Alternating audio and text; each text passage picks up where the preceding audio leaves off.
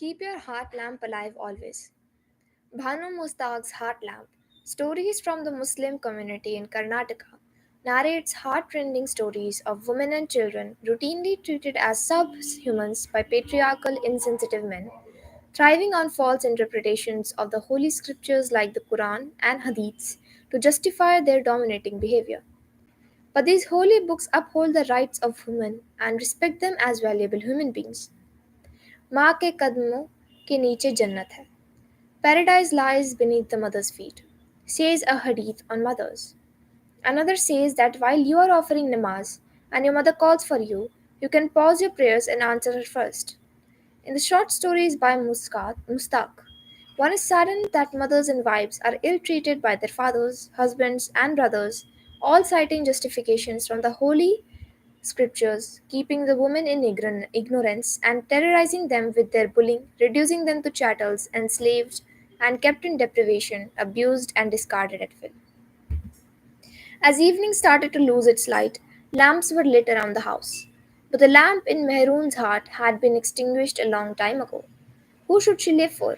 What was the point? The walls, roof, plates, bowls, stove, bed, vessels, the rose plant in the front yard. None of those were able to answer her questions. Mehroon and her children, abandoned by her uncaring husband and dismissed by her maternal, maternal family, had nowhere to turn. In desperation, she wishes to end it all. Dare I try and answer her questions? Mehroon, you should live for yourself first. Stroke the flames of your heart lamp gently every day. Remind yourself you are a person in your own right, with children to nurture besides yourself. No one is worth destroying yourself for.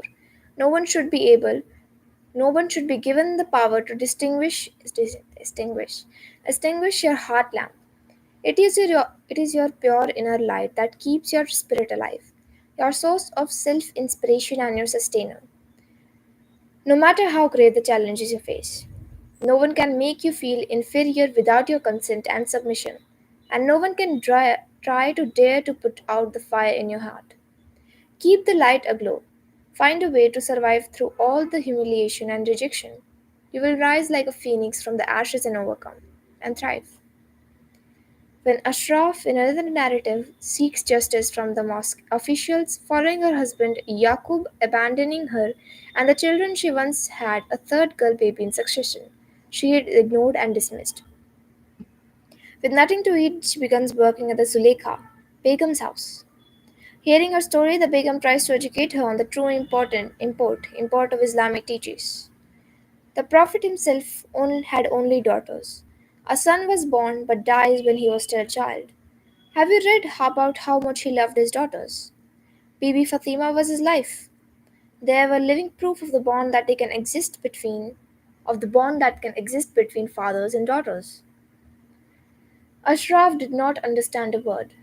Kept in darkness about such matters, just like the other women, she suffered indignities and humiliation at the hands of patriarchal misogynists who hijacked their teachings and twisted them for their own convenience. Religious leaders need to talk of the true import of Holy Scriptures in simple language, educate women of their rights, and cancel patriarchal practices that obstruct social justice and ancient. Heart lamps need to be kept alive.